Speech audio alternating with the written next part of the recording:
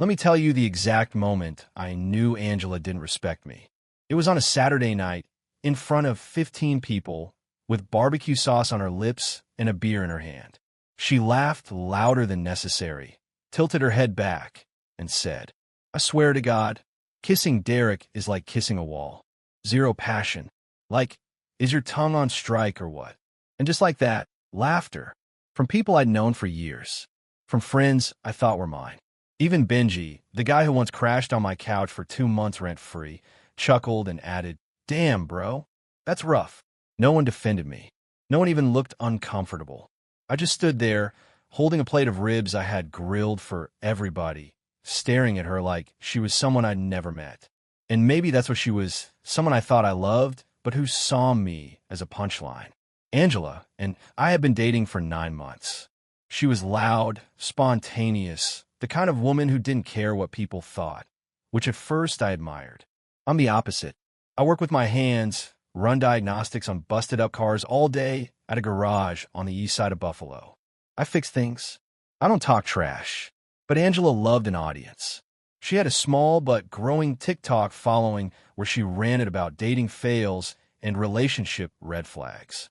I never thought I would end up as her content. But that night, I realized I already was. That barbecue wasn't some random gathering.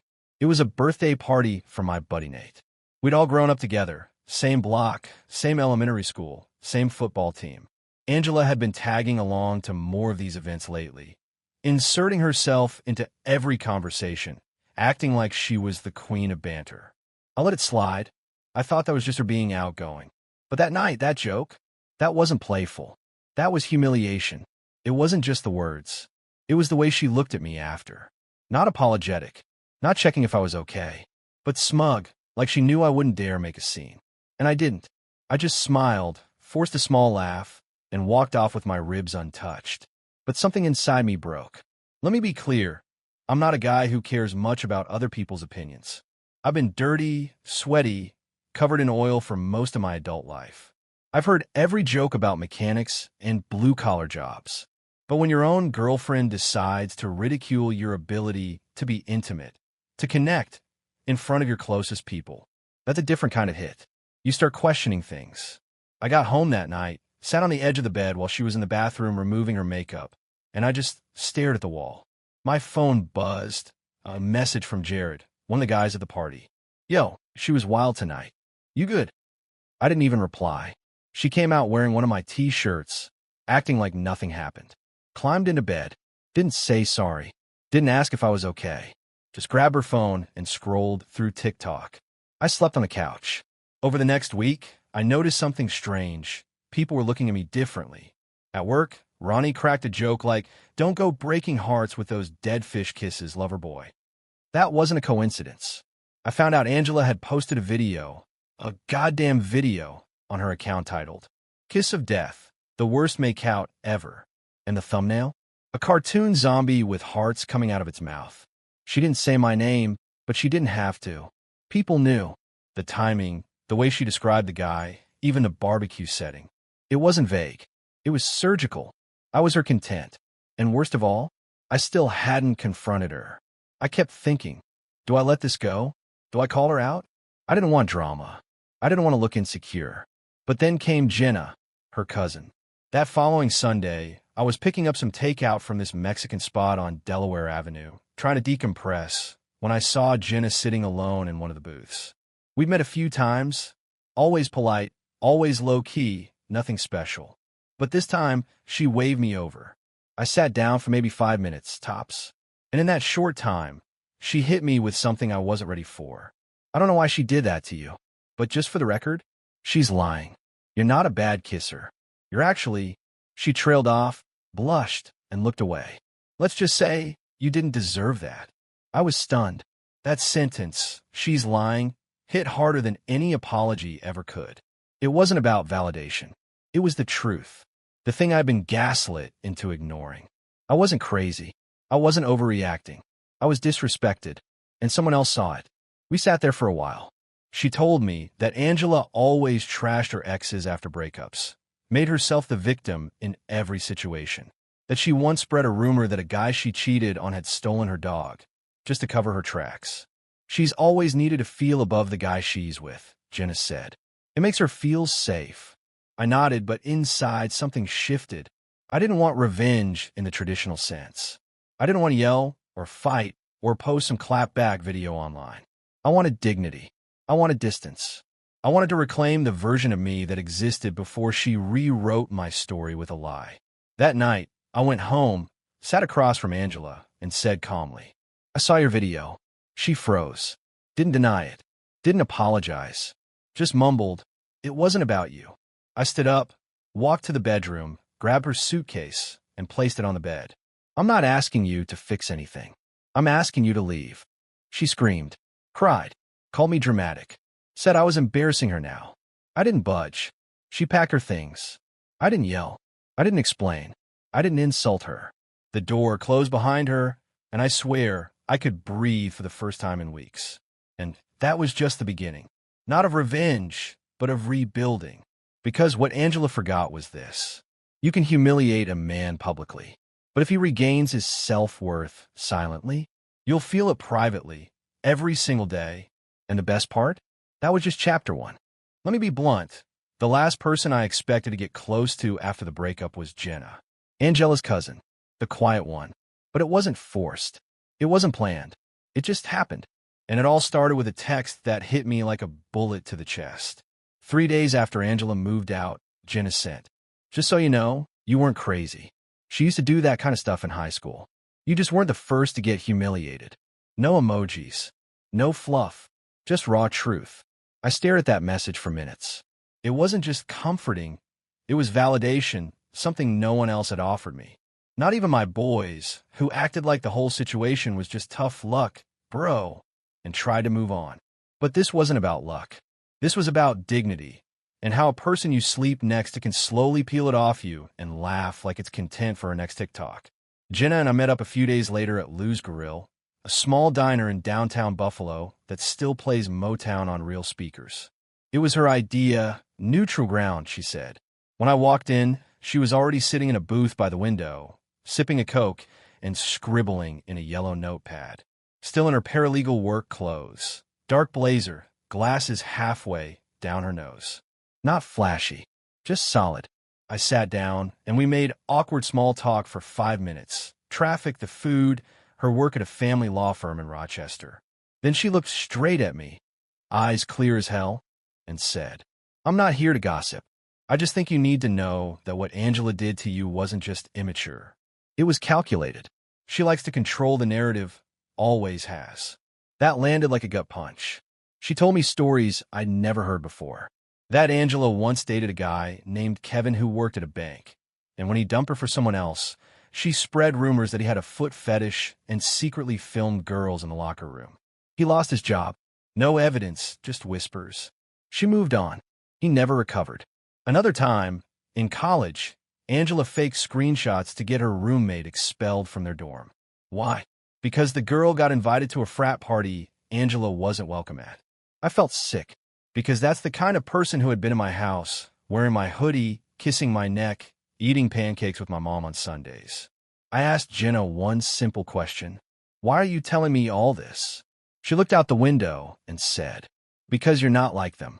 You didn't deserve to get turned into a joke. And honestly, because I saw the way you looked at her. You actually gave a damn."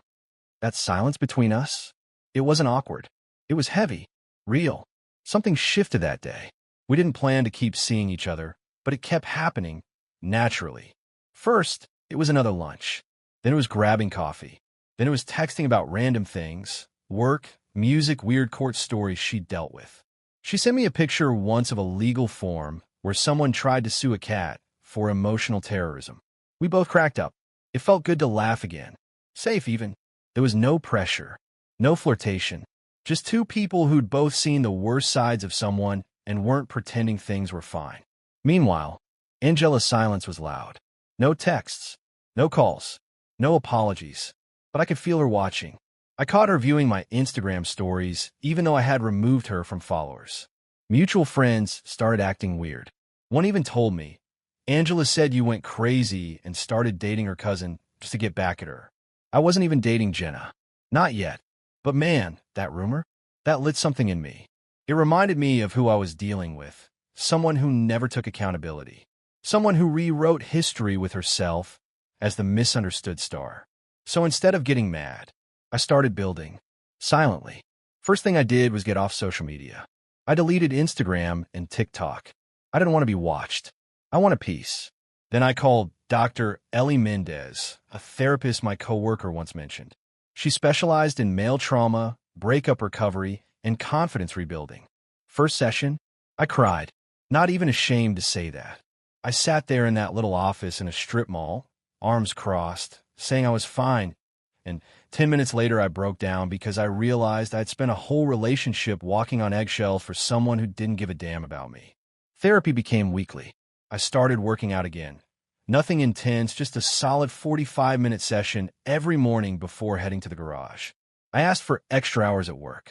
Eventually, my boss Ronnie offered me a promotion, lead technician on EVs. That's when I traded in my busted-up Dodge Charger for a used 2021 Model 3 Tesla. Clean title, Midnight Silver.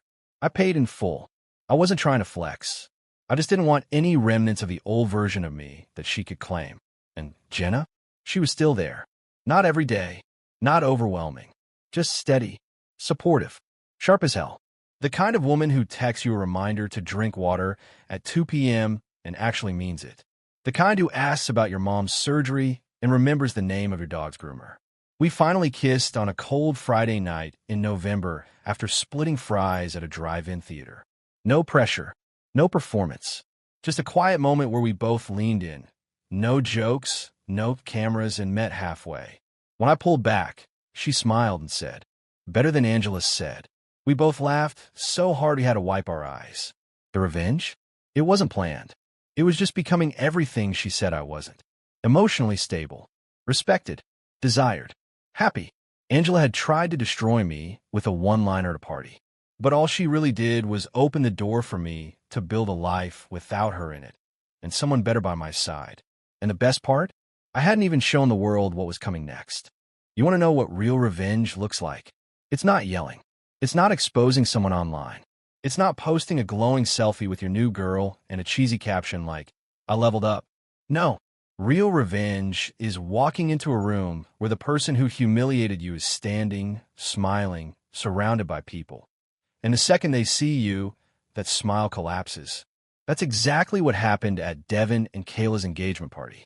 And trust me, it was the loudest silence I've ever heard. Let me back up a little. It had been almost a full year since I last saw Angela. Since the barbecue. Since the TikTok. Since she packed her things while crying that I was overreacting. Since I rebuilt my life piece by piece. By this point, I wasn't the same guy. I wasn't still checking her page. I wasn't bitter. I wasn't replaying the insult in my head. I was actually good. Mentally. Financially. Physically. Jenna and I had been together for about 6 months. Real, grown-ass relationship. No games. No who texts first drama. No weird comments about my job. She respected me. Made space for me. Hell, she even convinced me to get a passport and apply for a promotion that I thought I wasn't good enough for.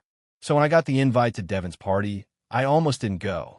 Angela and Devin were distant friends. They'd gone to community college together. I figured there was a chance she'd be there. But Jenna convinced me.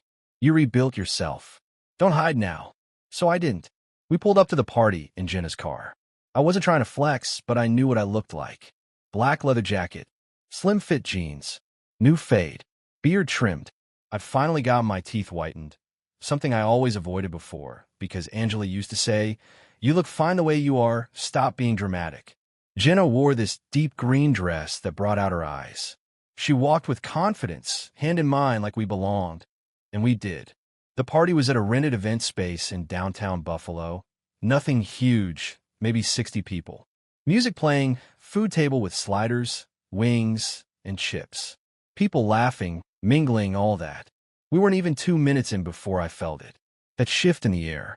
That thing that happens when someone you used to know walks into your orbit. And sure enough, there she was. Angela was across the room, near the drink table, standing with a guy I didn't recognize. She had her hair straightened, a new nose piercing, wearing this deep blue blouse with high-waisted jeans. She looked older. Not bad, not good, just different. When our eyes met, she froze mid-sentence. Literally mid-sentence. Her mouth stayed open like she forgot how to finish her thought. Then her eyes dropped to Jenna's hand in mine. Then to our outfits. Then to our body language. Then right back to my face. I gave her the smallest nod, not cold, not rude, just acknowledgement, and turned back to Jenna like nothing happened. That moment? That was the entire payoff. I didn't need to gloat. I didn't need her to say sorry. I didn't need a dramatic scene. She had already said everything she needed to say by standing still while I moved on. And she wasn't the only one who noticed. About 30 minutes later, I stepped outside for some air. Jenna was inside, talking to Kayla's aunt about some dog rescue program. I leaned against the railing, sipping on a soda, when Angela walked out. Alone. She stood a few feet away, arms crossed, like she was waiting for me to open the door for conversation. I didn't, so she did. You look different. I didn't reply. She stared at the parking lot for a second, then tried again. That's your new girlfriend? Still nothing. She scoffed, like I was being childish, like I was the one who owed her something. Then, softly, almost a whisper, I shouldn't have said those things. At the party. I was just, I don't know.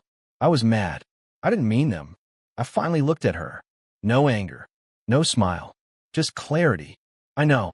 That's all I said. Then I turned, walked back inside, and rejoined Jenna, who didn't ask questions. She just smiled when I slid my hand onto her waist and whispered, "Let's dance." Later that week, Jenna posted a photo of us from the party. Just a regular pic. Nothing spicy. Me laughing mid-bite while she tried to feed me a slider. The caption? Some people heal loud. Others just live well. No hashtags. No drama. But the comments? Oh, they lit up. Wait, is that Jenna?